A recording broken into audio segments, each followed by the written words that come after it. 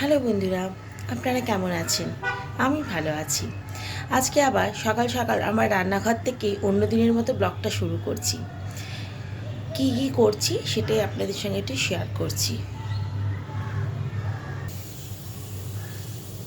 অন্যদিন হাজব্যান্ডের জন্য, মেয়ের জন্য টিফিন গোছাই।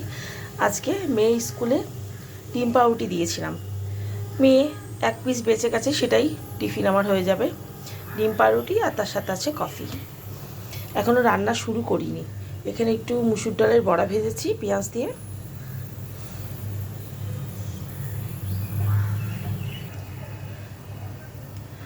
এখনও সেভাবে রান্না শুরু করিনি। কি কি করছি সেটা পরে ভিডিওতে নিয়ে আসছি। ছোট্ট ভিডিওটি যদি পছন্দ হয় অবশ্যই লাইক, শেয়ার এবং কমেন্ট করতে ভুলবেন না, এবং আমার ইউটিউব চ্যানেলটিকে সাবস্ক্রাইব করতেও ভুলবেন না।